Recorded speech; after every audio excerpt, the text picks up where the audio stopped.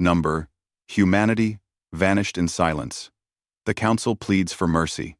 The council chamber was never built for silence. For 300 years, voices had echoed through its massive halls, debating treaties and trade agreements, declaring wars and brokering peace. Today, the silence felt heavy enough to crush stone. Chancellor Vexus Thor stood at the center podium, his four arms clasped behind his back. His skin, usually a vibrant purple, had faded to a dull gray. Around him, representatives from 12 different species waited in their seats, and every single one of them looked afraid. "It has been 50 years, Vex Thor said finally, his voice cracked. 50 years since the humans left, and we still do not know where they went." Ambassador Krill shifted in his seat. The Vaxian was tall and thin, with skin like polished silver. He had always been proud of his species' superiority. They had conquered 6 star systems. They had technology that could reshape planets. But now, his hands trembled as he gripped the armrests of his chair. "The jump gate in Sector 7 collapsed yesterday," he said quietly. "That makes 43 gates in total. Trade routes are failing. Our ships cannot reach the outer colonies anymore. Rumen 10. The Scene 7. Rumen 17. High Admiral Quelnar stood up, his massive frame towering over the others. His species, the Thorians, were warriors. They had never feared anything in battle, but fear was written clearly across his face now. "It is worse than the gates," he rumbled. "The void engines have gone completely dark. Without them, we cannot expand. We cannot even maintain our current territory. Systems that took us centuries to reach are now days away from being cut off forever." Vex Thor nodded slowly. He pulled up a holographic display that filled the center of the chamber. It showed the galaxy in beautiful, terrible detail. Red dots marked failed systems. There were hundreds of them, spreading like a disease. "When the humans were here, we thought we were superior," Vex Thor said. "We thought they were primitive, loud, aggressive. They did not follow our protocols. They asked too many questions. They refused to accept their place in the order we had built." He paused, and his next words came out like a confession. "So we tried to control them. Resolution 2847. We passed it in secret, thinking they would never know. We restricted their trade. We limited their expansion. We placed economic sanctions that would have forced them to obey us, or starve." Counselor Thexara, a small creature with 6 eyes, spoke up from her seat. "They found out. Of course they found out. Humans were always better at gathering intelligence than we gave them credit for. And they did not fight us," Krill added bitterly. "That was what shocked me the most. They did not declare war. They did not protest. They just left." Vex Thor closed his eyes. He remembered the reports coming in, one after another. Human colonies going silent. Not destroyed, not conquered, just empty. Ships arriving at human worlds to find cities pristine and abandoned. Food still on tables. Lights still running. But not a single human remained. "It took them 3 months," Vex Thor said. 40 billion humans across 200 worlds. They evacuated everyone, in perfect silence. We did not even know it was happening until it was done. The chamber fell silent again. No one wanted to say what they were all thinking. That humanity had planned this. That they had ships and technology far beyond what they had ever shown the Council. That everything the humans had presented to them had been a carefully controlled facade. "We thought we were the teachers," Thexara said softly. "We thought we were bringing civilization to a younger species. But they were always watching us, judging us. And we failed whatever test they were giving us." Quelnar slammed his fist on his console. "We need them back. The galaxy is falling apart. The Corvan Empire and the Thelian Confederacy are at war. Without human mediators, they will destroy each other. Pirates control half the trade routes we used to travel safely. And now this plague spreading through Vaxian space. He stopped himself, but it was too late. Krill's silver skin had turned almost white. Tell them, Vex Thor said quietly. Tell the council what your scientists discovered. Krill stood slowly. The plague appeared 6 months ago. It has killed over 2 million of my people. We could not understand why we had no immunity to it, why it spread so fast. Then our medical teams found something in the data. He pulled up another holographic display. It showed complex medical information that most of the council could not understand. For the past 200 years, humans had been inoculating us, all of us. They did it through trade goods, through medical supplies they sold us, even through the water recycling systems they built for our space stations. They were protecting us from dozens of diseases we did not even know existed, and we never knew they were doing it. The chamber erupted in shocked voices. Species that had never agreed on anything were united in their horror and shame. They were taking care of us, Thexara whispered. This whole time, they were taking care of us, and we tried to enslave them. Vex Thor raised his arms for silence. When the chamber quieted, he spoke again. There are still humans in the galaxy. A small number remained on Earth and a few other worlds. We have sent delegations to speak with them. They call themselves the Watchers. They refuse to tell us where the rest of humanity went. They refuse to help us repair the systems that are failing. What do they want? Someone called out from the back of the chamber. They want us to understand, Vex Thor said. One of them, an old man named Taemin, sent me a message. Just one sentence. He said, "You never appreciated what you had until it was gone. Now, you will learn." Krill sat down heavily. So, what do we do? Vex Thor looked around the chamber at all the frightened, humbled faces. Beings who had once thought themselves masters of the galaxy now looked like lost children. We survive, he said. We try to fix what we can. We learn to do for ourselves what the humans did for us, and we hope that someday, if we prove we have changed, they might consider coming back. And he did not say what everyone was thinking. That the galaxy might not last long enough for that day to come. That humanity's silence was teaching them a lesson that might destroy them all. The council session ended with no solutions, no hope. Only the crushing weight of understanding what they had lost. Number. Humanity vanished in silence. The council pleads for mercy. The shuttle descended through Earth's atmosphere, and Ambassador Krill pressed his face against the window. He had visited Earth once before, 40 years ago, when it was home to 8 billion humans. The planet had been bright then, full of lights and movement, and the constant hum of civilization. Now, as they approached what used to be Seoul, he could see that most of the city was dark. Only a small section near the old city center showed any signs of life. His heart sank. Earth, the birthplace of humanity, had become a ghost world. Captain Dormaven piloted the shuttle with steady hands. She was one of the few aliens who had actually been friends with humans before they left. She had tried to warn the council that their policies would backfire, but no one had listened to her. There, she said, pointing to a landing platform. That is where they told us to set down. The shuttle touched down gently, and Krill stood up, straightening his diplomatic robes. High Admiral Quelnar and Counselor Thexara stood with him. They had brought no weapons. No guards. The Watchers had been very clear in their message. Come in peace, or do not come at all.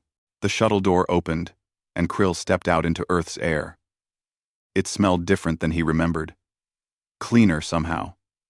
Less of the industrial scent that had always clung to human cities. A small group of humans waited for them on the platform. Krill recognized Taemin immediately.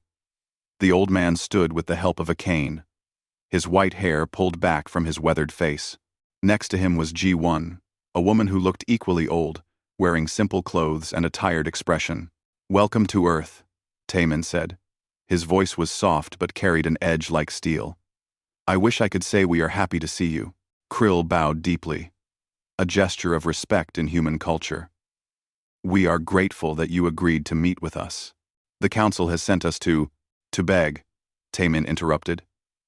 Let us not pretend this is a diplomatic mission. You need help, and you hope we will give it to you. Quelner bristled at the tone, but Thexara placed a gentle hand on his arm. The old Thorian warrior forced himself to stay calm. Yes, Krill admitted. We need help.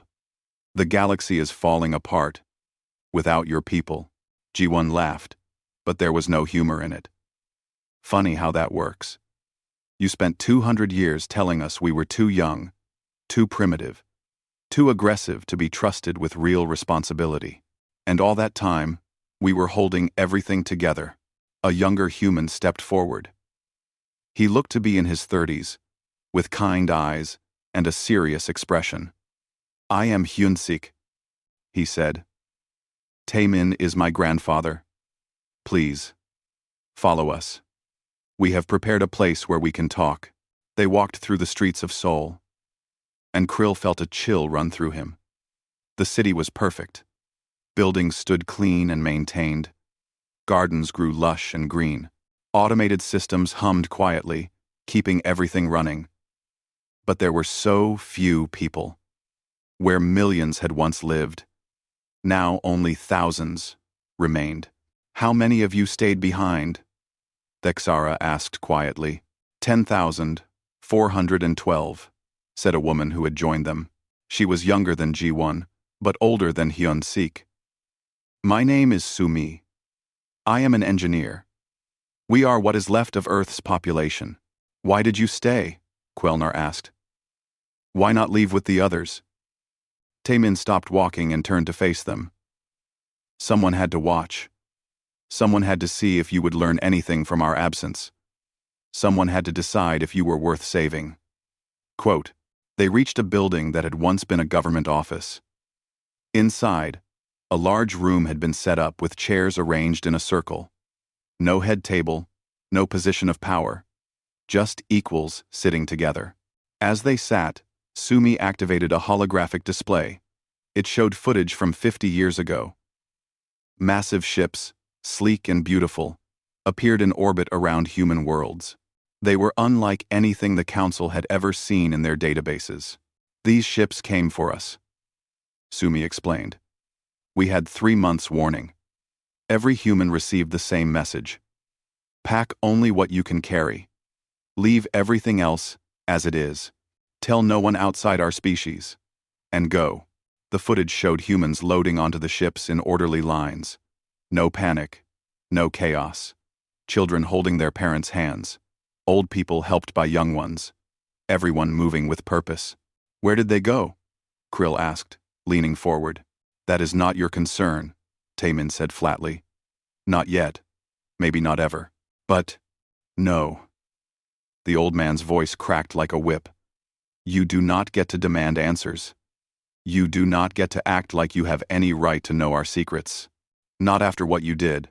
G1 stood up slowly and walked to another display. This one showed documents. Resolution 2847. The secret sanctions against humanity. But there was more. 11 other resolutions, dating back 150 years.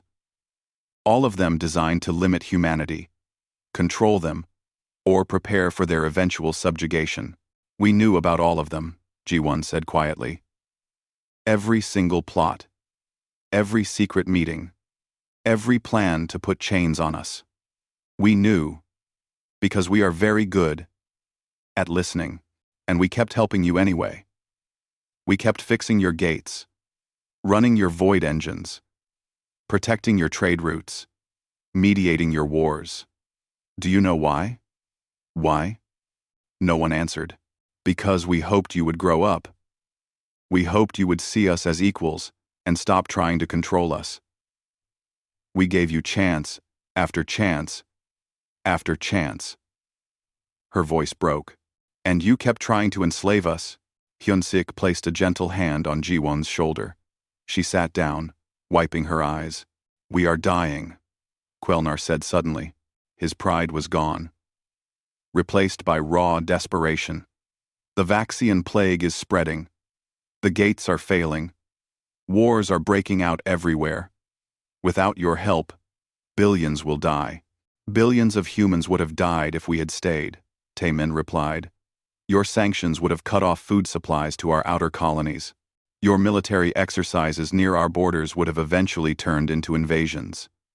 We saw the projections. Within 50 years, you would have tried to wipe us out or force us into slavery, so we chose a third option. We did not know, Thexara whispered. Most of the council did not know about the secret resolutions. Ignorance is not innocence, Taemin said. But it is a start.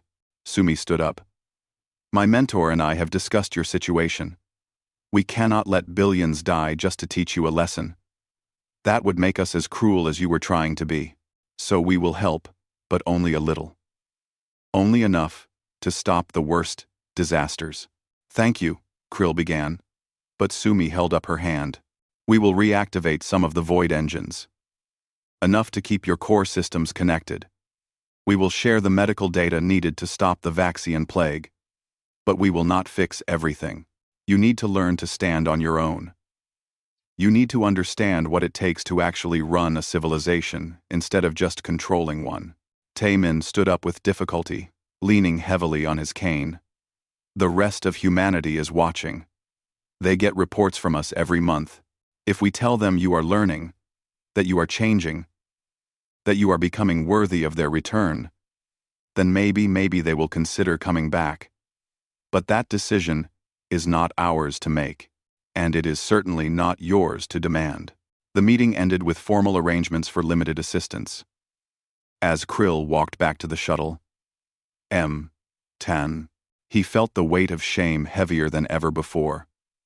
They had lost more than humanity's help. They had lost their trust, their respect, and their friendship, and getting those back would be the hardest challenge the galaxy had ever faced. Humanity vanished in silence. The Council pleads for mercy. 5 years had passed since the Council's visit to Earth, and the galaxy had learned what it meant to truly be alone. Young Ho stood in the medical bay of a Vaxian hospital ship, his hands moving quickly as he prepared another batch of medicine. He was tired. He had been tired for months now. How many more? He asked Sumi over the communication link. Another transport just arrived with 4,000 patients, she replied. Her voice sounded as exhausted as he felt. The plague is slowing down, but it is not stopping. Young Ho was one of 20 human doctors who had agreed to help fight the plague. They had the cure now, thanks to G1 sharing the old inoculation formulas. But producing enough medicine for billions of Vaxians took time, and people were still dying. A Vaxian nurse approached him nervously. Her name was Kelsha, and she had never worked with a human before. Most Vaxians had never even seen a human in person. Young Ho had become something of a legend on the ship, the human who came to save them despite everything. Dr. Young Ho, she said quietly. He smiled tiredly. Tell them I will visit after I finish this batch. Hope is good, but medicine is better. Across the galaxy, on the border between Korvan and Thelian space, Bo-Ra sat in a command center and watched disaster unfold in real time. The war between the two empires had been raging for 3 years now. Without human mediators, old grudges had exploded into open conflict. She was a military strategist, one of the few watchers who had that skill. The council had begged for her help, and after long debate with the other watchers, she had agreed to serve as an advisor. Not to help either side win, but to try to prevent the war from spreading to innocent systems. The Korvan fleet is moving toward the Pelin colonies, her Thelian liaison reported. He was a young officer named Thexron, and he looked at her with a mixture of awe and fear. Those colonies are civilian. Millions of people. Bo-Ra studied the tactical display. Send this message to the Korvan admiral.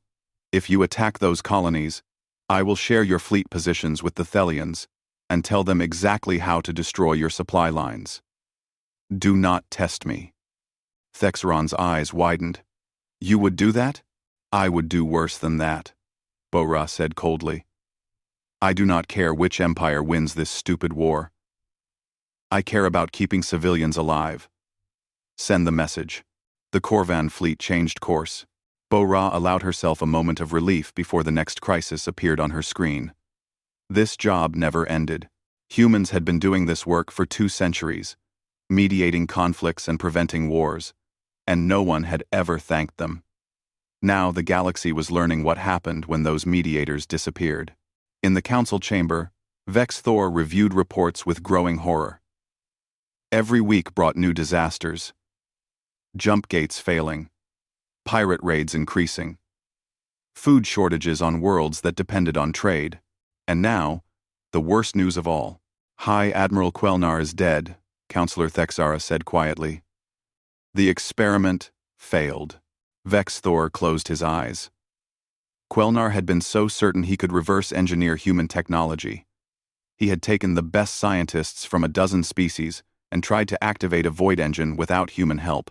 The engine had exploded, destroying an entire star system. Quelnar's ship had been at the center of the blast. 2 billion people had died in an instant. We are fools, Vex Thor said.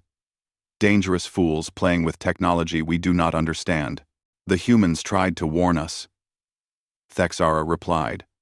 Tae-Min sent a message after the explosion. He said they had been maintaining those engines with safety protocols we did not even know existed.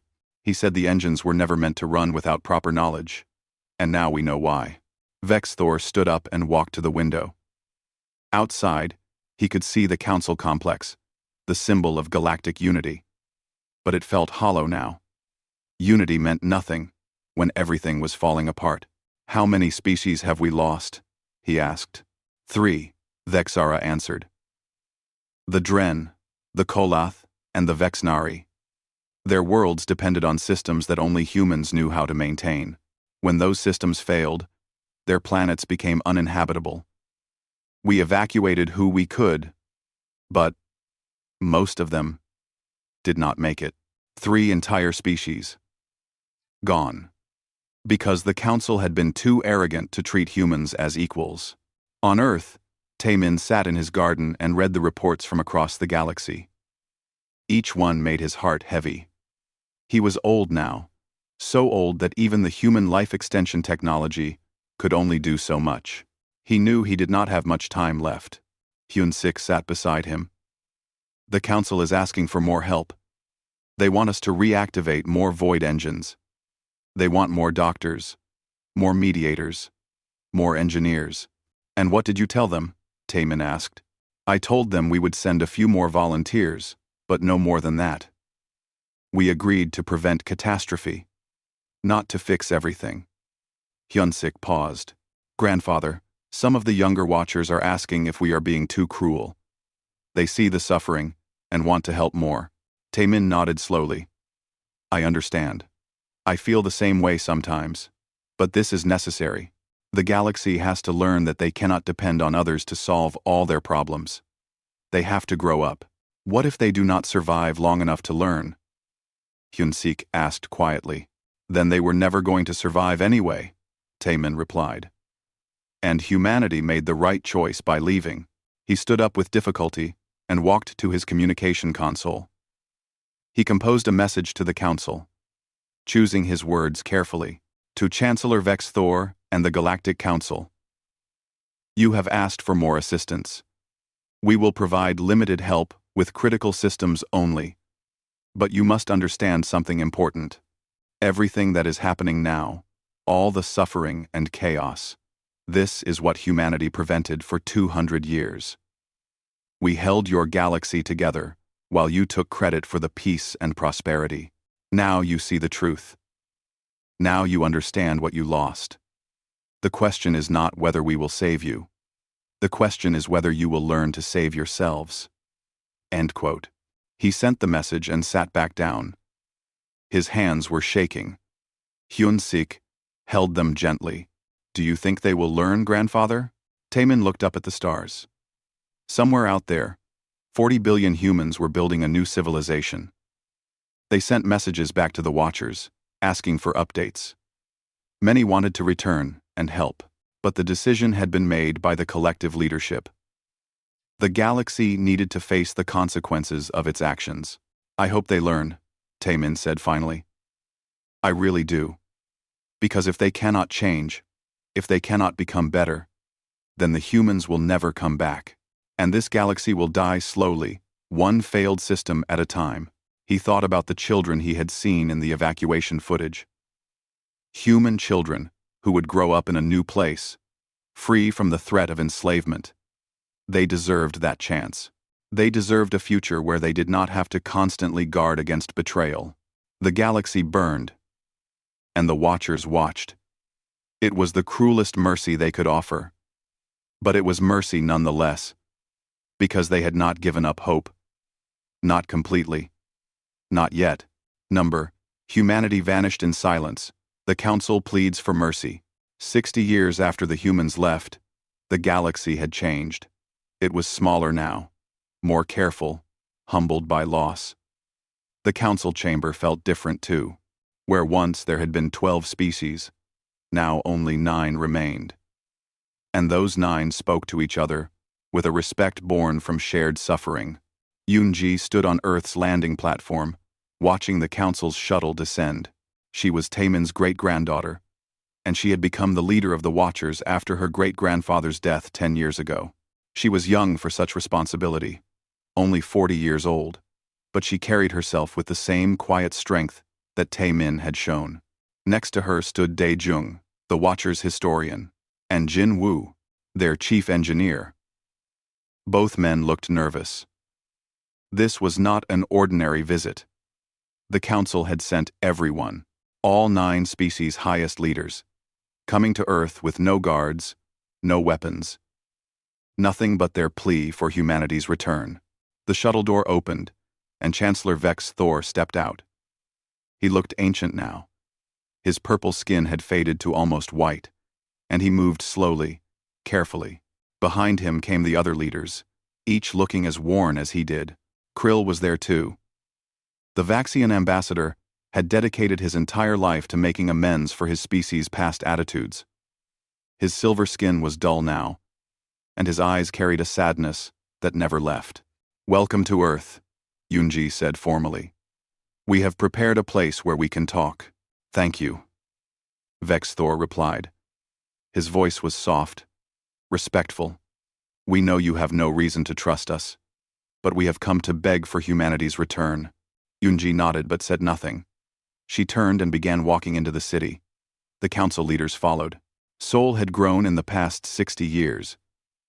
More humans had chosen to return to Earth from the other Watcher colonies. The population had reached 50,000 now. It was still nothing compared to what it once was. But it was life. Hope. As they walked, Vex Thor noticed how clean everything was. How peaceful. Human children played in parks. Gardens bloomed everywhere. It was beautiful in a way that made his heart ache. "Before we talk," Yoonji said, "there is something you need to see." She led them to the center of the city, where a massive structure stood. It was made of black stone, stretching high into the sky. The Monument of Silence, she called it. As they approached, Vex's Thor felt a chill run through him. The entire surface of the monument was covered in names. Billions of names, carved in tiny letters that glowed with a soft light. "These are the humans who died because of council policies," Yoonji said quietly. "Every single one. We started with the earliest records we could find. Going back 200 years, she touched the stone, and a holographic display appeared, showing the story of the first name, a young woman named Ji-hye, who had died when her colony ran out of medical supplies. The council had restricted human access to certain medicines as part of their economic sanctions. Ji-hye had a treatable disease, but without the medicine, she had died slowly and painfully. "This section is deaths from medical restrictions," Yoonji continued, moving along the monument. "Over 4 million names." She moved to another section. "These are deaths from economic sanctions that caused food shortages. 17 million names." And another section.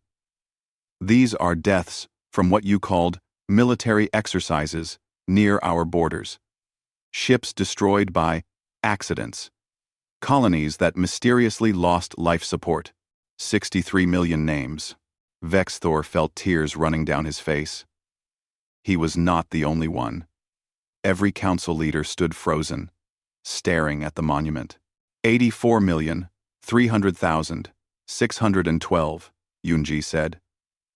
That is how many humans died because you tried to control us instead of accepting us as equals. This monument took us 40 years to complete. We added the last name. Just 3 months ago. Thexara collapsed to her knees. We did not know. Please, we did not know it was this bad. Some of you did not know, Daejung said sharply. He had stepped forward, his face hard. But some of you did. Some of you signed the orders. Some of you voted for the restrictions. And the rest of you looked away when you should have asked questions. Krill approached the monument slowly. He touched one of the names, and a face appeared in the hologram. A young man, smiling. Below his image was a date and a cause of death. Starvation, Colony 47, during economic sanctions. I voted for those sanctions, Krill whispered. I thought we were teaching you discipline. I thought we were bringing order to primitive people who did not understand galactic society. He turned to face Yunji. I was wrong. I was so terribly wrong. Vexthor stepped forward. He looked at Unji directly. And then he did something no council chancellor had ever done. He got down on his knees. On behalf of the Galactic Council, I apologize, he said. His voice shook. We were arrogant. We were cruel. We committed crimes against your people, and no words can make that right. But I am asking, begging, for humanity to return. Not for our sake. For the sake of the innocent people who are dying because we failed to learn what you tried to teach us. One by one, the other council leaders knelt. Even those whose species found such positions painful or humiliating. They knelt in front of the monument, in front of the names of the dead, and they wept. Yunji watched them for a long moment. Her face showed no emotion, but Jin Woo could see her hands shaking slightly. Get up, she said finally. Your apology is noted. But apologies are just words. We need to see change. They moved to a meeting hall where Unji laid out her terms. The council had reformed significantly over the past 60 years. But it was not enough. You must grant full sovereignty to all species, she said. No more secret resolutions. No more attempts to control smaller or younger civilizations. Every species gets an equal vote in council matters, regardless of their military power or economic strength. Agreed, Vexthor said immediately. You must establish a protection system for developing species. No exploitation. No interference. No economic sanctions used as weapons. Agreed. You must share all technology equally. No more keeping advanced systems for yourselves while forcing others to depend on you. Agreed. And you must allow independent observers to monitor council activities. We propose that the Watchers fill this role, at least for the first 100 years. Vexthor nodded. We will do whatever is necessary. Yunji leaned back in her chair. I have been in contact with the human leadership since I was a child. They receive reports from us every month. I will send them your apology and your promises. But I cannot guarantee they will return. The decision is theirs to make. How long will we wait for their answer? Krill asked. However long it takes. Yunji replied. In the meantime, Jinwoo will reactivate more void engines. We will send more doctors and engineers to help with critical systems. We will prevent further catastrophes. But you must do the real work yourselves. You must prove that you have changed. Jinwoo stood up. I will need access to the engine cores in sectors 4 through 9, and I will need your engineers to watch and learn. No more hiding behind human expertise. You need to understand how these systems work. You will teach us? Asked a Thorian engineer who had accompanied the delegation. I will teach you, Jinwoo confirmed. But understand this, The engines are dangerous. They require respect, patience, and precise calibration. If you try to rush or cut corners, people die. Are you willing to learn properly? Yes, the Thorian said. Whatever it takes. As the meeting ended, Vex Thor approached Yunji privately. May I ask you something? She nodded. Do you hate us? Do the humans hate us for what we did? Yunji was quiet for a moment. We are disappointed. We are angry. We grieve for those we lost. But hate? No. If we hated you, we would have left you to die. We left because we hoped you could become better. Everything we are doing now is because we still have that hope. She looked out the window at the monument in the distance. My great-grandfather's last words to me were these. They will learn, or they will not. But we will give them the chance. That is what makes us human. Vex Thor bowed deeply. Then we will learn. Number: Humanity vanished in silence. The council pleads for mercy. 25 years passed like pages turning in a book.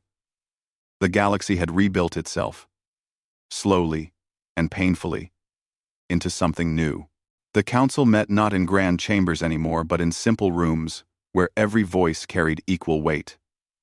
Wars still happened, but they were smaller now, resolved through mediation instead of bloodshed. Trade flowed along routes that species had learned to protect themselves. The void engines hummed steadily, maintained by engineers who had finally learned to respect the technology they used. Hyun-sik was an old man now, the last of the original Watchers who had been adults when humanity left.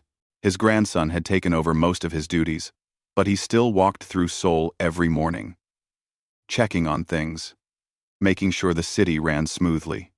This morning felt different somehow. The air seemed to hold its breath. He was having tea with Jinwoo when the alert came through. Both men looked at their communication devices simultaneously, and their eyes went wide. Is that? Jinwoo started. It is, Hyun-sik whispered. A ship had appeared in Earth's orbit. Not a council ship. Not one of the small Watcher vessels. A human ship. The first one, from the departed billions, in 75 years. Hyun-sik moved as fast as his old body would allow, rushing to the landing platform. By the time he arrived, half of Seoul's population had gathered. Humans stood in quiet groups, many crying, all of them staring up at the sky. The ship descended slowly.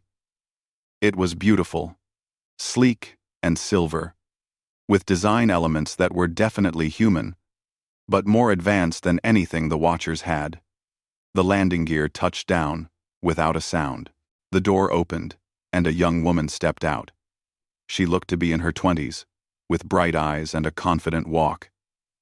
She wore simple clothes, nothing fancy, but carried herself with quiet authority. Hello, Earth, she said, her voice carrying across the silent crowd. My name is Hae-rin. I am the envoy, sent by the human collective to meet with the council and the Watchers. Hyun-sik pushed through the crowd. He was crying openly now, not caring who saw. Welcome home, he managed to say. Hae-rin smiled at him, and it was a smile full of warmth. Thank you for watching over our birthplace. The collective honors your sacrifice. Within hours, the council had been notified. They arrived on Earth faster than Hyun-sik had ever seen them move. Vex Thor was long dead, but his successor, a thoughtful Vaxian named Krell, came with the same humility the old chancellor had learned. They met in the same hall where Yunji had laid out her terms 25 years before. Yunji was there too, older now, with gray in her hair, but still strong. The entire council sat across from Hae-rin, and the room felt electric with tension. Thank you for meeting with us, Krell said carefully. We have waited a long time for this moment. You have, Hae-rin agreed. The collective has been watching your progress. The Watchers send us detailed reports every month. We know about the reforms you have made. We know about the peace you have built. We know you have tried to change. Will humanity return? Asked a young Thelian counselor. The hope in her voice was painful to hear. Hayrin stood up and walked to the window. Let me tell you where humanity went. Let me tell you what we have been doing for 75 years. She pulled up a holographic display that showed the galactic core, the bright, dense center of the galaxy that no species had ever successfully explored. We traveled to the core. It took us 3 years to get there, even with our ships. And there, we found them. The precursors, the ones who built the ancient technology that you have been using for centuries. The ones who created the void engines, and the jump gates, and all the other systems you depend on. The council sat in stunned silence. The precursors are not dead, they were waiting. They seeded the galaxy with their technology as tests. Tests to see which species were worthy of their legacy. They wanted to find a civilization that had patience, ingenuity, and wisdom. A civilization that could be trusted with real power. Hayrin turned back to face them. Humanity passed their tests, not because we were the strongest or the smartest, but because when you tried to enslave us, we chose to leave peacefully. Because we held your galaxy together for 200 years while taking nothing but abuse in return. Because we could have destroyed you in our anger, but we chose to teach instead. What did the precursors give you? Yunji asked softly. Knowledge, Hayrin replied. Technology that advanced us thousands of years beyond where we were. Understanding of the universe that makes your current science look like children drawing pictures. The ability to travel faster, build better, live longer, and create wonders. She paused, letting that sink in. But more importantly, they gave us a choice. They told us we could keep all this knowledge to ourselves. We could return to this galaxy as gods and rule over you. Or we could share what we learned and help you grow. They wanted to see what we would choose. What did you choose? Krell asked, though his voice suggested he already knew. The collective debated for 10 years. 40 billion people. All with opinions. All with valid arguments. Some wanted to return and rule. Some wanted to never come back at all. Some wanted to help, but feared you would not have changed enough to deserve it. Hayrin sat back down.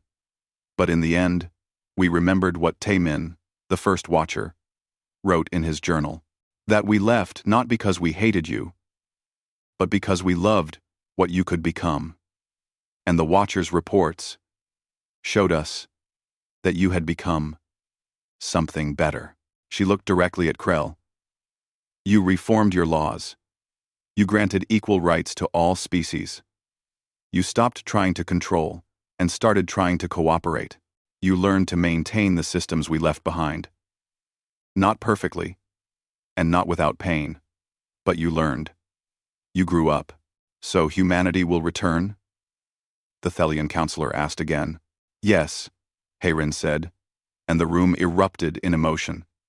Counselors cried, hugged each other, celebrated. But not as your caretakers.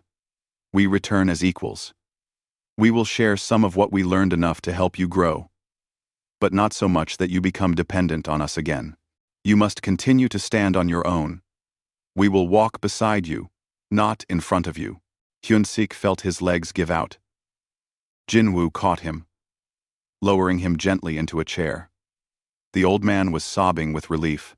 How soon? Yunji asked practically. How many will return? And how quickly? The first wave will arrive within a month.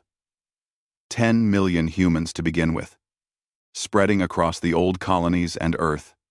More will follow over the next decade as we rebuild our presence here. But many will stay in the core, building our new civilization there. We are a multi-system species now. This galaxy is no longer our only home.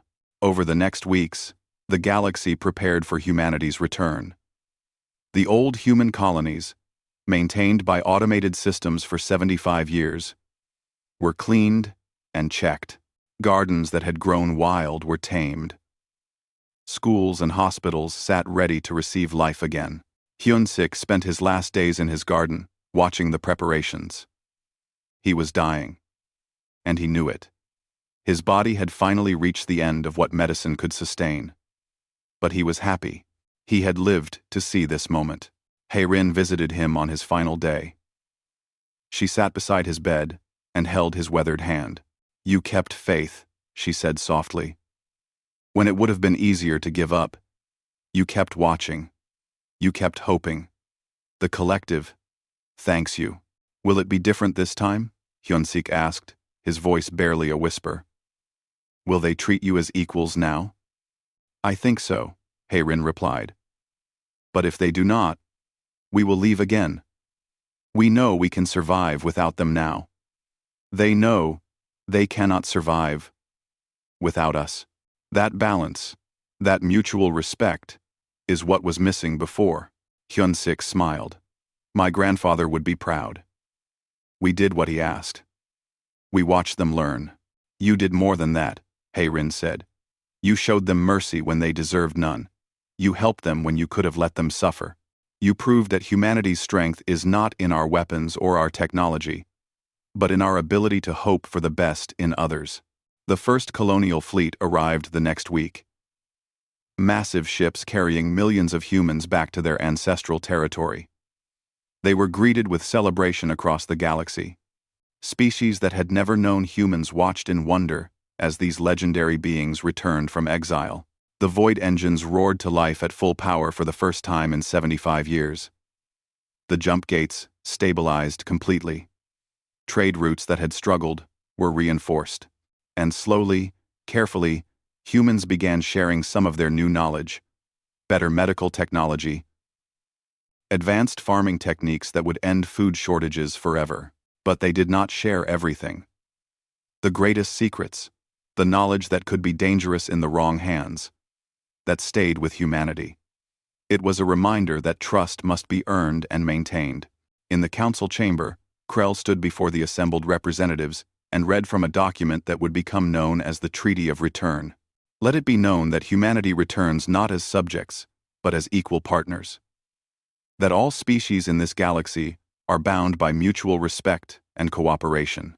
That never again will we attempt to control, suppress, or exploit any civilization, and that we dedicate ourselves to the principles humanity showed us: patience, wisdom, and the courage to hope for better."